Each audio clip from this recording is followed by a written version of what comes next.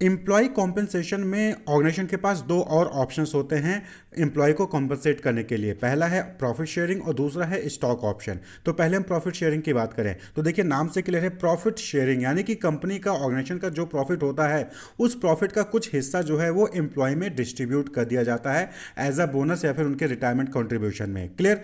तो profit sharing क्या हो गया, प्रॉफिट को शेयर करना। प्रॉफिट पूरा प्रॉफिट नहीं शेयर होता, प्रॉफिट का कुछ पोर्शन जो है वो एम्प्लॉय के बीच में शेयर कर दिया जाता है। तो it is a compensation system where a company distributes a portion of its profit to employees in addition to their regular pay।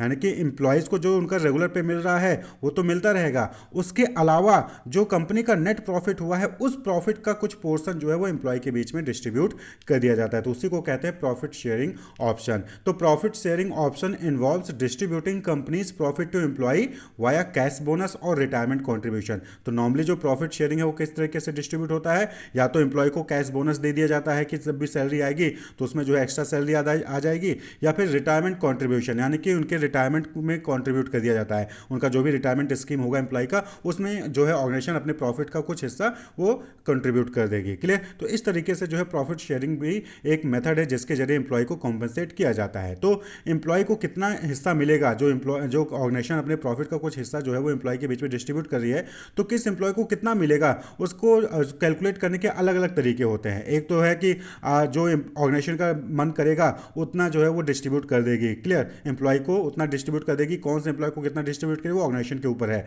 लेकिन वहीं पर एक मेथड होता है प्रो रेटा प्लान। प्रो रेटा प्लान यानी कि सिंपल एंड फेयर होता है। यहां पर क्या होता है कि एम्प्लॉय की जितनी सैलरी है उसके उसके हिसाब से जो है कुछ परसेंटेज जो है वो एलोकेट कर दिया जाता है प्रॉफिट का एम्प्लॉय को। Allocate profit as a flat percentage of each employ salary. तो यहां पर क्या होता है कि ऑर्गेनाइजेशन जो है एक परसेंटेज को डिसाइड कर लेती है और जिसकी जितनी भी सैलरी होगी उसके सैलरी के उस परसेंटेज के हिसाब से जो है उसको बोनस या फिर रिटायरमेंट कंट्रीब्यूशन मिल जाता है। जैसे किसी एम्प्लॉय की सैलरी है मान लीजिए 50,000 है और कंपनी ने डिसाइड किया कि 10% जो है जिसकी जो भी सैलरी होगी उसका 10% जो है उसको प्रॉफिट से हिस्सा मिलेगा। क्लियर। तो किसी एम्प्लॉय की सैलरी 50,000 है तो यानी कि उसको कितना बोनस मिलेगा या फिर रिटायरमेंट में कंट्रीब्यूशन कितना होगा 5,000। क्लियर। 50,000 का 10% 5,000 हो गया। तो इस तरीके से जो है कंपनी क्या करती है, एक परसेंटेज डिसाइड कर लेती है और एम्प्लॉय के सैलरी के बेसिस पे उसको डिस्ट्रीब्यूट कर देती है। वहीं पर दूसरा प्लान है age weighted plan. Age weighted plan में यहां पर क्या होता है कि जो ऑर्गेनाइजेशन है वो जो भी ओल्डर एम्प्लॉयज होते हैं उनकी ऑर्गेनाइजेशन में जो बहुत सालों से काम कर रहे हैं उनको जो है वहां पर एक्स्ट्रा बेनिफिट देती है than compare to other. Clear. तो give larger share to older employees helping them save more for retirement. तो जो ओल्डर एम्प्लॉयज हैं उनको जो है ज्यादा शेयर दिया जाता है जिससे कि वो उनके रिटायरमेंट के लिए वो सेव कर सकें। तो ये जो है अलग अलग मेथड होते हैं जिसके जरिए प्रॉफिट को शेयर किया जाता है एम्प्लॉय के साथ ऑर्गेनाइजेशन द्वारा। क्लियर। तो अगर बेनिफिट की बात कर लें तो सबसे पहला बेनिफिट क्या हो गया, बूस्ट मोरल। भाई जाहिर सी बात है कि एम्प्लॉय को कंपनी का जो प्रॉफिट हो रहा है उसका कुछ हिस्सा मिल रहा है तो एम्प्लॉय मोटिवेट होगा, वो और अच्छे से परफॉर्म करेगा, वो हार्डर वर्क करने के लिए स्मार्टर वर्क करने के लिए जो है मोटिवेट होगा, जिससे कि ऑर्गेनाइजेशन की जो नेट प्रॉफिट है वो और इंक्रीज हो। और जब प्रॉफिट ऑर्गेनाइजेशन की इंक्रीज होगी तो उनका उसका कुछ हिस्सा एम्प्लॉय को भी मिलेगा। तो इसलिए एम्प्लॉय का मोरल जो है एम्प्लॉय मोटिवेट होता है। रिटेंशन, लॉयल्टी को इंक्रीज करने का एक बेस्ट मेथड है प्रॉफिट शेयरिंग। भाई आप जो है कंपनी के प्रॉफिट में से हिस्सा जो है आप एम्प्लॉय को दे रहे हो तो एम्प्लॉय जो है कंपनी के साथ लगा रहेगा, जुटा रहेगा, उसको छोड़ के कहीं भी जाएगा नहीं। क्लियर।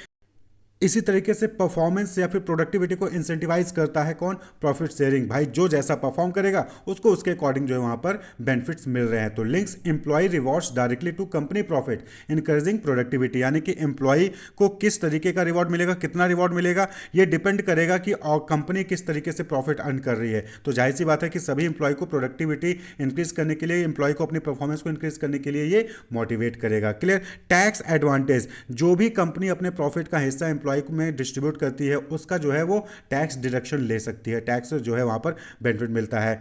टॉप टैलेंट को अट्रैक्ट करने के लिए प्रॉफिट शेयरिंग एक अच्छा कॉम्पेंसेशन मेथड है। भाई जाहिर सी बात है कि कंपनी जो है अपने प्रॉफिट का कुछ हिस्सा जो है एम्प्लॉय में डिस्ट्रीब्यूट कर रही है तो इससे एम्प्लॉयर ब्रांडिंग होगा, जो एम्प्लॉयज होंगे, जो जनरल पब्लिक होगी उनके माइंड में पॉजिटिव इमेज क्रिएट होगी कंपनी को लेके, ऑर्गेनाइजेशन को लेके, और वो उस कंपनी से जुड़ना चाहेंगे और उस कंपनी से जुड़कर हमेशा उसके लिए काम करना पसंद करेंगे। क्लियर। तो ये कुछ बेनिफिट्स हैं प्रॉफिट शेयरिंग के।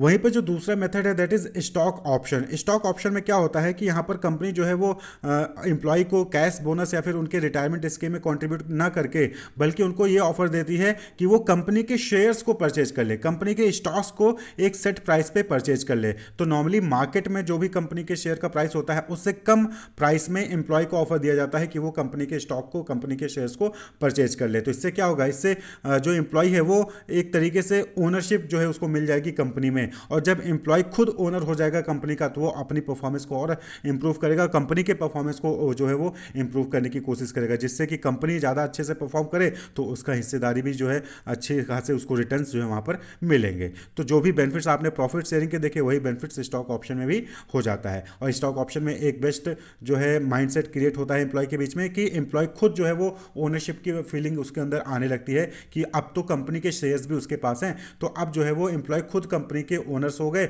और अब उस कंपनी को ग्रो करने के लिए, कंपनी को इंप्रूव करने के लिए, उसकी प्रोडक्टिविटी को इंक्रीज करने के लिए, उसके प्रॉफिट को इंक्रीज करने के लिए एम्प्लॉय और ज़्यादा मेहनत करेगा। क्लियर? तो ये दो एम्प्लॉय कॉम्पेंसेशन के मेथड है, प्रॉफिट शेयरिंग जहां पर कंपनी अपने प्रॉफिट का कुछ हिस्सा जो है एम्प्लॉय के बीच में डिस्ट्रीब्यूट करती है, और वहीं पर दूसरा मेथड है स्टॉक ऑप्शन जहां पर कंपनी क्या करती है कि वो अपने कंपनी के स्टॉक्स या कंपनी के शेयर्स को सेट प्राइस पे, मार्केट प्राइस से कम प्राइस पे एम्प्लॉय को जो है परचेज करने का वहां पर ऑफर देती है, चाहे वो तुरंत दे, चाहे कुछ समय बाद बोले कि आप 2 महीने बाद जो है कंपनी के शेयर्स को परचेज कर सकते हैं। तो ऐसा ऑप्शन जो है वहां पर दिया जाता है। तो ये भी क्या है, एम्प्लॉय कॉम्पनसेशन का एक मेथड है। Wish you all the best, keep watching.